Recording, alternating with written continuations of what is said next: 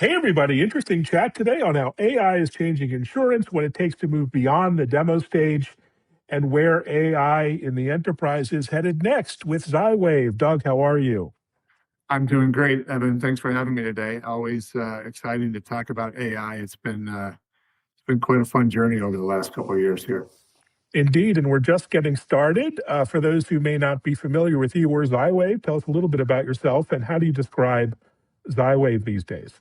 Yeah, so I'm our Chief Technology Officer at ZyWave, and really that encompasses three things. It's managing our software, our SaaS platform, a whole bunch of data that feeds that and feeds a lot of the AI, and also a lot of content that we develop, which you can see also feeds into some of the generative AI stuff we do.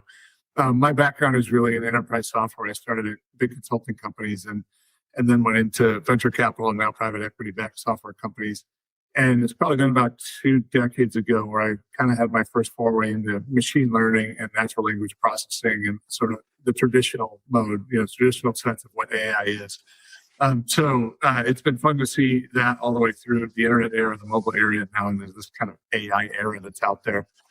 So I feel like a lot of the things I've done in the past in the enterprise are kind of all coming to fruition within this new transformative technology that's been kind of put in front of us. So that's the exciting part, and that's some of what I've done. In terms of ZyWave itself, we're one of the largest platform players in the insurance space, and we really focus on what we call the front office, so a system of action, a system that can essentially, from a growth perspective, help insurance agents and insurance brokers really drive everything from their lead identification through marketing campaigns, through quoting business, ultimately servicing those customers and renewing that customer. So how do you win more business? How do you retain more business? How do you grow your business as an agency or a broker or producer? And that's really where we play. A little bit less so, or not as much, kind of in the back office space, the system of record, the account management systems, underwriting, claims management, not really where we focus. So that's what we do. And to kind of give you a long answer to that question, I mean, some of the problem that we solve there is a lot of the insurance industry wants to continue to grow. The folks within those industries are kind of aging out a little bit. There's not very many people coming in. And so what you end up with is this scenario where technology and automation have to fill that gap. You want to continue to grow, but you've got fewer people coming into the industry. And that's a real core problem that we see across our entire customer base today. And that's ultimately what we're trying to help with our AI platform that we're talking about. Brilliant. And, the AI challenge opportunity, where do you think companies in this space are able to build a real competitive advantage with AI and with ZyWave? Yeah, I think there's a couple things that are incredibly important to that. One is getting access to a lot of really good data. Within every industry, data is a problem. The quality of the data, the completeness of the data, the breadth of the data is a problem. And so you've got to find out where you can get that, either internal within your enterprise or through third parties and other folks. And that's a real key component to things. I think the people that are being successful have started down that journey and figured out a little bit of that. I think the other side of the coin there, though, is really taking the specific knowledge and the specific domain and use case information and codifying that so agents can actually use it, right? So understanding what a producer does on a day-to-day basis or a different role within your company and how they do that and codifying that so an agent can actually use it. And so building on that and continuing to evolve that as things evolve, those are really two key components to making sure that the agents can do what you want to do with the data that's necessary to ultimately drive some outcome that you're trying to achieve. And so from a core component perspective, those are the things that we see we're trying to put together within our software system to allow people to then leverage that across their growth initiatives within their company. Brilliant. So in the enterprise, as you know, it's all about the workflow. And in insurance, particularly, what is the workflow that can unlock via an AI assistant things it can do reliably on its own? What are you seeing at this stage? Yeah, again, I'm gonna kind of focus on what we do with our ZyWave Apex platform, and again, we focus on that front office area. So if you think about what a producer does every day, 60% of what they do is largely administrative work. So they may go say, "Hey, look, who are the ideal customers that I can go after?" And I figure out who those customers are that they can chase. Who are the contacts within those customers that I'm going to send an email to? They craft an email or an email campaign that they set up. They eventually sort of go through this process of and then looking at the risk that somebody might have or the reason why they might be interested in buying. So we've built agents across that workflow to really automate a lot of what's there. So we come up with the ideal customer profile. We do analytics to see who they can best sell to, who they will have the most likelihood of success, based on lots of information, policy information. When do you renew? Have you had any OSHA violations? All kinds of stuff like that. And then we bring that into a personalized marketing campaign with generative AI that generates the emails that are very specifically and targeted at the individual, not a blast email that's out there. We see click rates that are 2, 3, 4x the industry average on open rates, click rates on those types of emails because of the specificness of it and the timeliness of that. But anyway, we take that all the way through, essentially, at the end of the day, running quotes on the business and putting together a package that the producer can then go sit down with and do what they're best at, which is, hey, I want to be the consultative seller or the consultative person to help you determine which coverages you should buy, what the pricing should be, and kind of iron all that stuff out. And so we really got 60% of their administrative duties kind of go significantly down with the agents that do the work. And that's where, again, that's where our sort of software plays and when we're really focused on trying to help the industry move forward. Brilliant. So agentic AI is all the rage. We're hearing about it every day, top of the fold, as we used to say. I'm using it in the background now, Claude Cowork and Manus doing various things. Hope it doesn't crash my computer as we're chatting. But what separates my work as an individual or, a fancy demo from a system in the enterprise that can work reliably at scale and in production? Yeah, I appreciate the above the fold reference. It kind of grounds me and it grounds you and I in the same era of our livelihood. But I think there's a number of things there when you think about how do you get to production. I mean, look, one of the things that I think is most important, especially in insurance in particular, any regulated industry, is you really need to think about the compliance related needs of the system and the security related needs of the system up front. And so when you have these agents out there running, for example, you really have to know who they're running on behalf of. So they're, so that you don't end up with somebody accessing the wrong data or producing something that they're not qualified to produce because they're not licensed for it, or they're not able to sell in a certain state. Variety of things that come into play around this. And so I think when you think about, the difference between kind of that demo environment versus a production environment, it's easy to get away with kind of medium quality data. It's easy to get away with maybe taking some shortcuts on the compliance front because there's not that much risk in the security front. But I think as you get into production, you need to have a lot of that. And so that's really important. I think the other thing that's probably important, just at a more macro level, is kind of what we call the AI harness, or the thing that kind of surrounds all these agents working. So you have things like observability, and you can explain to a regulator or a customer or your internal testing team, how did we get to that result? How did we get there over time? And that's a little bit easier said than done in this environment where we're using third-party LLMs for the most part, and those LLMs can change every day. So the thing you ran today and got an answer to, you may run that tomorrow or the next day, and you don't necessarily get the same answer for a variety of reasons. One, because it's a non-deterministic system. Two, because they could have changed something within their system in terms of how it learns. So understanding how you got to an answer in this sort of role is really important from a number of perspectives. And that actually for us ripples across our whole company in the sense that customer calls into support needs to be able to answer that question. Compliance officer comes in, we need to be able to answer that question. Right. So, and then just from a testing perspective, to make sure the quality is there, we need to answer that question, and we need to monitor it over time to make sure we can always answer that question and get those sort of reliable results. So, those are a few of the things I think that fit into the more enterprise grade AI systems versus the demo grade AI systems that you'll play around with. Interesting. And you also recently launched what you call the industry's first MCP server for insurance. What does that mean exactly in a world of many MCP servers out there available? Why does insurance need a specific MCP? Yeah, that's a great question, Evan. And so we have, as I mentioned before, a lot of data that underpins our whole system. And so what this MCP server essentially allow you to do is, instead of going into a generic Claude Code or Claude Cowork or OpenAI's ChatGPT or any of these sort of tools that you use to just type in a prompt, normally what you get back is a generic answer that's trained on internet data. And look, some of those models might be a little better than the other, and they leapfrog each other over time. But generally speaking, they're kind of a commodity. Everybody has one. Everybody can get kind of that same answer back. And so with our MCP tools, what it allows you to do is plug in all of this insurance-specific data into the LLM. So if you're, for example, talking through Claude or through ChatGPT, you can ask it a question, and it has a whole foundation of insurance knowledge that it can come back with an answer for.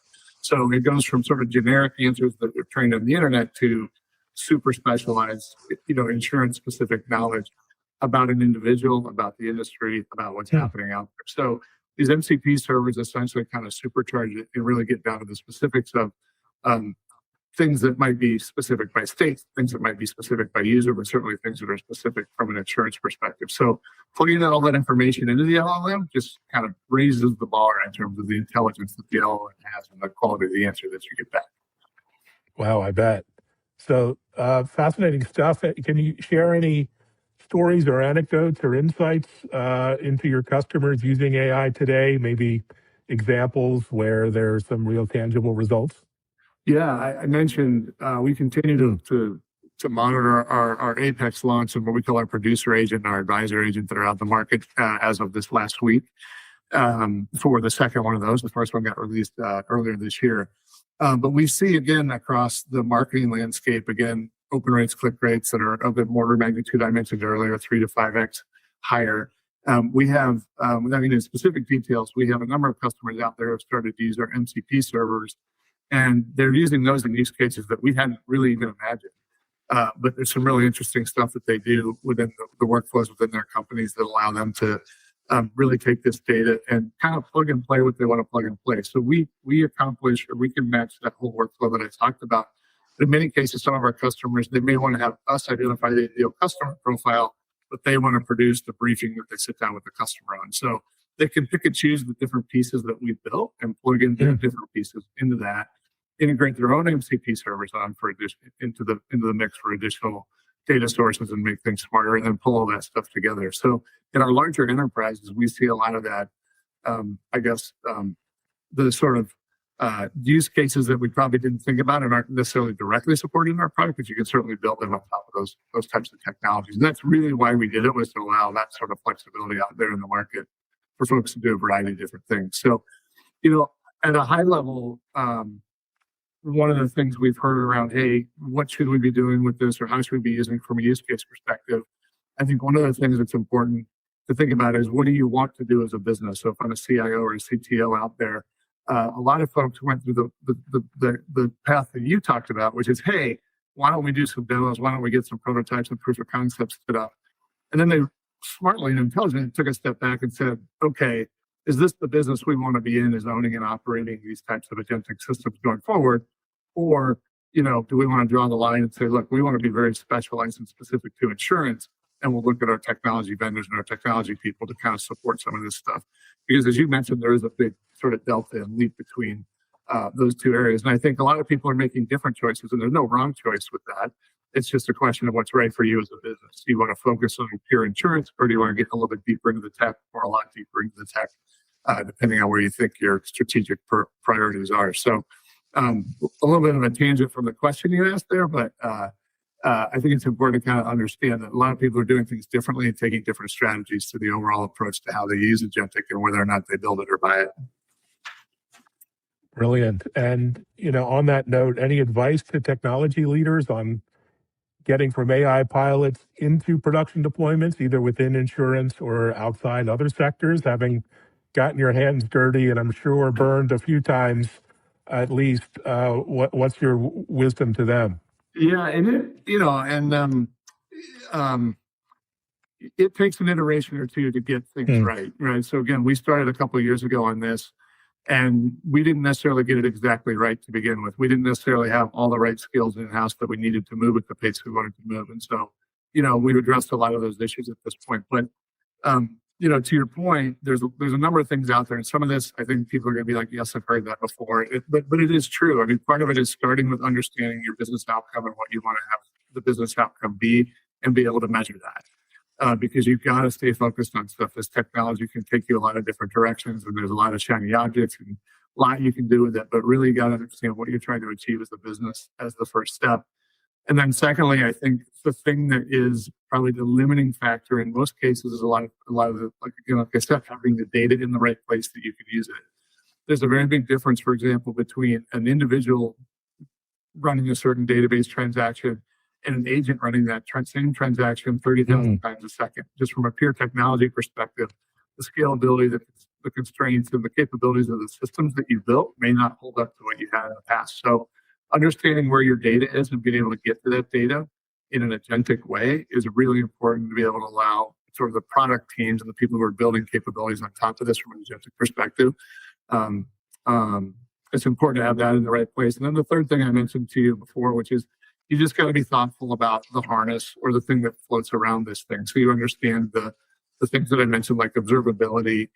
You understand your costs, and doing things in a cost-effective way. You understand whether you're getting the metrics that you need to have, your security layers in place.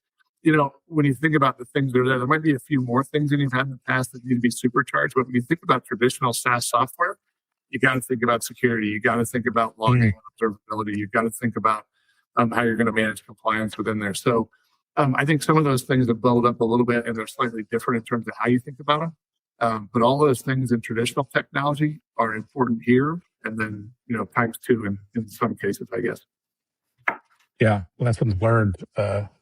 Fascinating. Looking ahead, can you give us a peek into your roadmap, perhaps, or where do you think the industry's headed, either within insurance or maybe the broader software industry over the next 1, 2, 3 years? Yeah, we have a number of new agents that'll be coming out, a number of new tools underneath our MCP service that'll be coming out. We, as a company, frankly, we're all in on AI. We want to build AI for our customers and really be the leader in terms of bringing that capability out to the market. Frankly, internally, we also focus very heavily on AI. So when you see what our software development lifecycle looks like today within my organization, we have a lot of agents writing software and testing software and creating specifications and doing research. So my mantra is to, kind of raise the bar in both of those areas, to get better internally at delivering software with agents and to deliver agents and AI technology out to the marketplace. So what you'll see from us is a lot more of that on both fronts. And I'm really kind of proud and love to talk about both sides of that, because I think they're both really interesting problems that are somewhat overlapping. But it's been a really interesting and sort of challenging world that's been fun to see the results of. When you think about where we're going more holistically, I think in the industry, I think the people that are going to be successful are the people who, as I mentioned a little bit earlier, are starting to kind of encode their workflows and their knowledge of their industry, whether it's insurance or not. They're encoding that knowledge of how people work into artifacts that the agents can then use to do that work. And I think that's incredibly important, because you got to start there with something basic, and then you'll continue to get more and more sophisticated into more and more complex parts of the organization, more and more complex workflows. And so I think the people that are doing that will see, I guess, more value from the AI world. And whatever workflow that is, it can be AI enabled at this point. We're not finding much that we can't at least apply some AI to. I think the human in the loop is still important, especially in these regulated markets. I don't want to say we don't necessarily see that as a downfall. If having a human in the loop is what's necessary to make sure that you're maintaining compliance and related things, like that's an okay thing. We're still making a lot of progress and having a big impact with the AI on a given workflow anyway. So, when you look out there in the industry, I guess that's kind of my comment is I think all things could be AI-ified, if that's the way to say it. And I think the people that are really building in and leaning into creating agents and creating the artifacts that those agents need are the ones that I think will continue to kind of just roll downhill faster than others, if that makes sense. Totally. Well, brilliant update. Thanks for all the insight and info and insider's perspective. Learned a lot, and look forward to an update at some point in the future. That's great. And I really appreciate the time to chat with you today. Enjoyed it. Yeah, likewise. And thanks everyone for listening, watching. Also check out our TV show, techimpact.tv on Bloomberg and Fox Business Monthly. Thanks everyone. Thanks, Doug. Thank you.